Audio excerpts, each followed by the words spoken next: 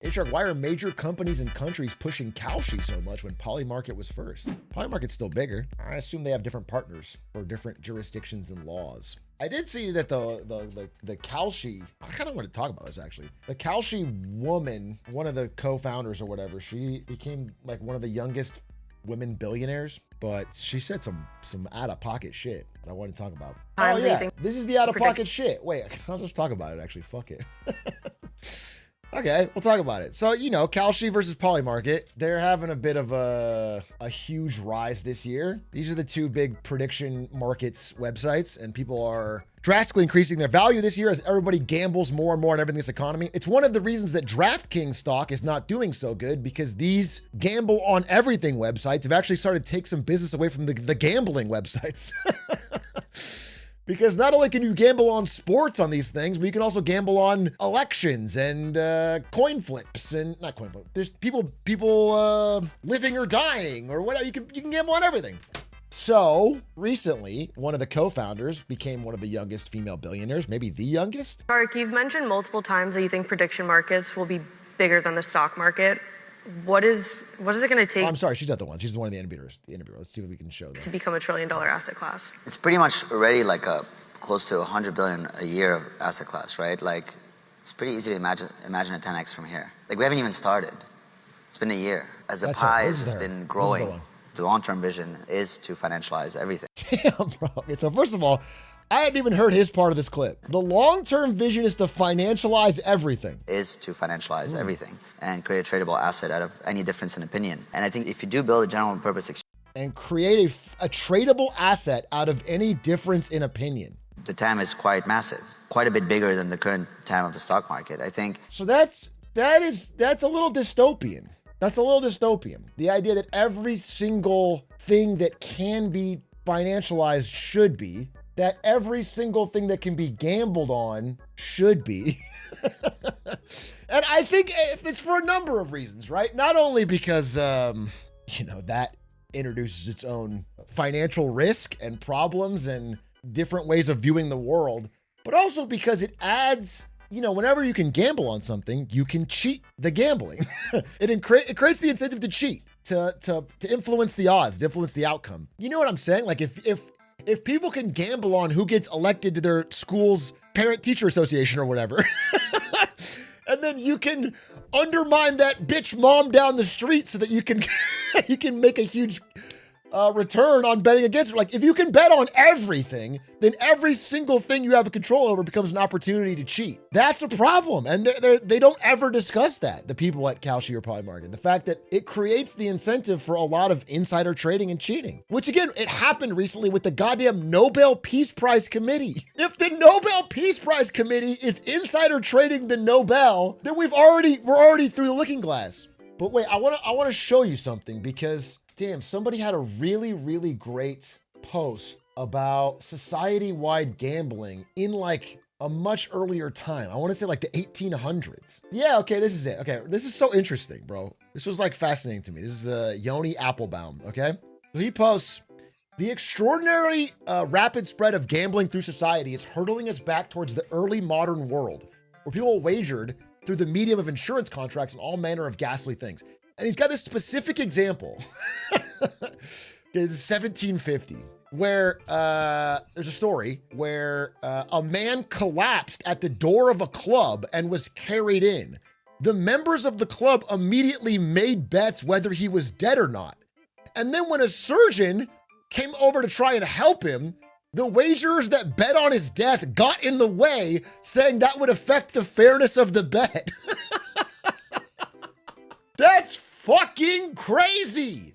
But that's the world that we're hurtling towards, but on a mass scale, not like contained to a few upper crust areas with insurance contracts, but like on a mass scale to anyone with their phone on everything. One of the most notorious examples was a bet in which two aristocrat young men bet on the deaths of their own fathers, on the theory that whoever's father died first would be able to help pay the debts of the other person. So they both just like lived lavish young people's lives, and then they bet on the debts of their fathers based on the inheritance, okay? So, you know what I'm saying? Like, this this is 1700s, relatively contained, but this type of unregulated spreading of being able to wager on everything has been done before in some instances, and the outcome was bad. Obviously, I'm sure it'll be different this time. I'm sure once we can gamble on everything, it'll be good. Hey, Big A, can we bet the over on global temperature and then just pollute as much as we can? I mean, you can probably bet on global temperature. You're acting like you can influence it individually. How much are you polluting, Apucci? Like, do you think you're going to be out there with 2 aerosol spray cans? And I don't know that you have enough. I think you might be in fucking trouble, dude. I don't think you're going to make it. I'm going to break bad and start a crypto mining farm. These things are already happening. Like you as an individual don't have the scale. There's a CNN Kalshi sponsorship. Holy shit, 1 day ago. CNN strikes prediction data partnership with Kalshi. That's wild. So they're gonna show it on stream I mean, it's not that crazy. Again, for certain things, I don't even dislike Polymarket or Kalshi. For certain things where people can't readily influence the outcome, but the more small it gets, the more localized, the more every person in some way has the ability to influence an outcome and insider trade.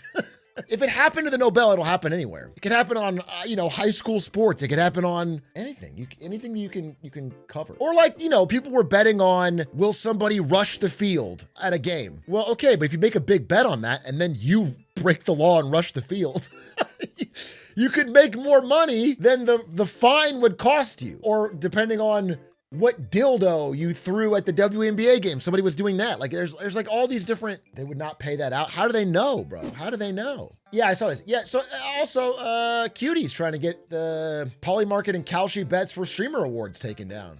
It's her IP. She owns the awards and they just popped up. There's just bets for anything. It's just very financialized. Kind of a shoot first, ask questions later type business model. Do we think that gas companies made a bet about global temps 50 years ago and now they're just trying to win? Maybe there's a time machine situation with some executive of ExxonMobil that bet huge on Kalshi. Maybe. I think probably unlikely. Probably it's just the natural outcome of wanting to sell oil. But, oh yeah, does anyone have this? The Polymarket Ukraine map thing? That was a different website though, right? It was a new app that let you bet on deadly conflicts in real time. Look at this, dude. You can bet in real time on will Russia capture all of Pokrovsk before 2026? $2.7 million in trades. Polyglobe. This is crazy. This is fucking crazy, dude. You can gamble on anything in any conflict in the world. Are there what's going on in LA? Well, Elon Musk announced presidential run before 2027. This is crazy, bro. Britney Spears tour in 2025. Will Atrioc read 5 or 6 more of these examples? This shit's crazy. Will Donald Trump visit Arizona in 2026? I'm saying if you are someone famous enough to be named in this thing, it's like when the Coinbase guy, the Coinbase CEO, there was bets on whether he would say certain words in his earnings call. And so at the end of the call, he just went down the list and said all of them. He was like Web3, Web 3.1, future of crypto, Dogecoin. He just listed them all, and all of them resulted to win. It's strange because if he had any money on it, and even if he didn't, he's now influenced it. How come? It's like this weird, gambling introduces a lot of weird things into normal human interactions, and now they're going to be in everything. Yeah, here's the clip. Wait. Because I was tracking the prediction market about what Coinbase will say on their next earnings call. And I just want to, add here the words Bitcoin, Ethereum, blockchain, staking, and Web3 to make sure we get those in before the end of the call. It's just strange, bro. It's just strange. I don't know how to fucking adapt. Yeah, okay, this is the Polyglobe thing I was looking at. It's like specific parts of Ukraine, and we're betting in real time on whether or not Russia will capture this or not. Which, by the way, then that introduces the concept of like Russia could fund part of its war effort by choosing to not capture an area by a certain time. Do you understand how crazy the world can get? They could bet crypto on not capturing a city by a certain date, then use that money to buy weapons to capture that city. I don't know. It's fucking crazy. I guess the only consolation is that I don't know how much they scalp. How much does Polymarket or Kalshi shave off the transaction for their profit? Because theoretically, I mean, everyone's a net loser. Like, where do they make where's their spread? They don't have trading or deposit or withdrawal fees. Okay, they have a minimal fee structure, a 0.01% fee. I guess they really take very little. I guess it's because it's early days, though. This is like we need to get customers thing. So right now, I assume they don't make money. Oh, yeah, they have a 2% fee on net winnings. Okay, so if you do win, there's a 2% fee. All the Ukraine soldiers bet on Russia taking the city and then dip. I guess if you thought you were already going to lose a certain location, you could somehow do that to make money off it. But again, it's just people that have the ability to influence the outcome of a bet, making bets on things at such a scale that no one could ever possibly enforce or stop it. I think it's wild, bro. Oh, wait. Holy fuck, dude. It's already happening. Somebody changed the front line to make a fake Russian advance so they could win a bet. They invented a fake Russian advance into the city of Myrnograd. They found the map that Polymarket relies on. They said they secured the town. They won the bet, got paid out, I guess. That's insane. Dude, everything's getting so degenerate. Everything's getting so fucking degenerate, bro. You should need to leave your house to bet money. Whoa, folks. Colonel Sanders figured it out. This law has no loopholes. You figured it out. Everyone walking one step out of their house to get their phone out and what does that solve, bro? That's your the touch grass bill? You have to have literally one hand on grass to be allowed to bet. Everyone buys like a little patch of sod grass for their living room so they can... I don't know. I think when gambling, especially like sports gambling, was constrained to an in-person casino in one location where you had a designated enter and exit time, it was like a contained thing. But now that it's like a 24/7 on your phone micro gambling, you're gambling during the game on little mini things. It's gotten more degenerate. It's just insanely degenerate. Yeah, it's the friction. Whether that was his point, well, then it was very poorly articulated. And when you're writing a law, you really need to be more concrete. Because saying you just need to leave your house and instead of saying it should be all in one location. Do you know what I'm saying? Because then you could make one of these pop-ups in every goddamn city. It's like a savings. Eventually you're due for a win. Wait, I'm sorry. Are you saying that putting money into gambling is like a savings account because eventually you will win? It does make sense if you never quit. Do you think casinos ever figured out that if you just keep doubling your bet, you'll eventually win? Do you think they hope nobody figures that out? Is that like the biggest fear of casino executives, that if you figure out the double your bet strategy? Okay, a little offline update here because there's a perfect example that just came out of what I was trying to talk about. A perfect example of what this incentive structure and this world that Polymarket and Kalshi are trying to create pushes people towards. So this is Alpha Raccoon on Polymarket. And this person makes nonstop bets on Google related things, namely Google search results. That's the most active markets.